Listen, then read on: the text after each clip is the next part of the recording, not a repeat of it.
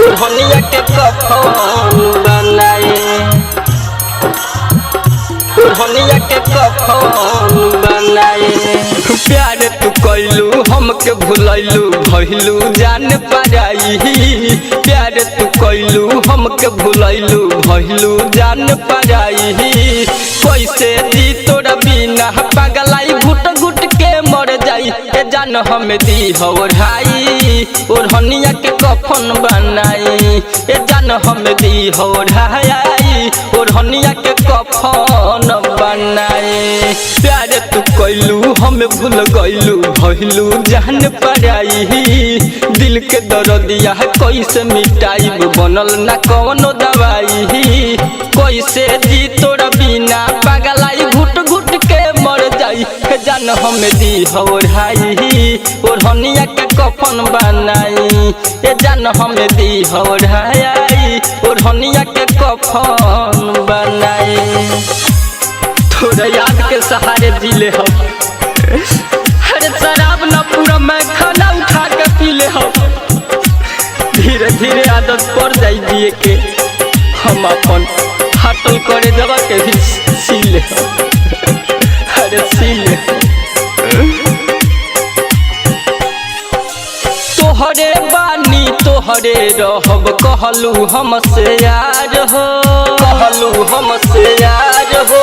तोहरे बानी तोहरे रहब कहलू हमसे यार हो, वादा कइल क्रिया खाइल कइलू सब इनकार हो, वादा कइल क्रिया खाइल कइलू सब इनकार हो।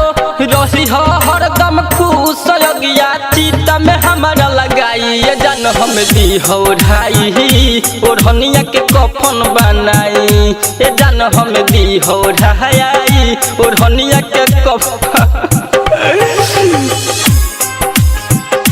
ओढ़निया के कफन बनाए, ये जान हम दी ओढ़ाई ओढ़निया के कफन बनाए, ओढ़निया के कफन बनाए। कवना जन्म के बदला लिहलू दिहलू तू जखम हो, दिहलू तू जखम हो। कवना जन्म के बदला लिहलू दिहलू तू जखम हो, देख दर्दिया लेके जिंदगिया कैलू सब खत्म हो, देख दर्दिया लेके जिंदगिया कैलू सब खत्म हो। प्यार के खिलल बगिया गइलू पल भर में सुखाई, जान हम दी ओढ़ाई ओढ़निया के कफन बनाई, जान हम दी ओढ़ाई ओढ़निया के कफन बनाए। कल होई विदाई ससुराल जइबू, अरे कल होई विदाई ससुराल जइबू, अपन सोना जस पियावा के प्यार कइबू। बस इतने करी नहीं हो रहा तो से काम के देख दिन करार पइबू, करार पइबू। प्यार के नाम मिटल बा जेकर फूटल बा नसीब हो, फूटल बा नसीब हो।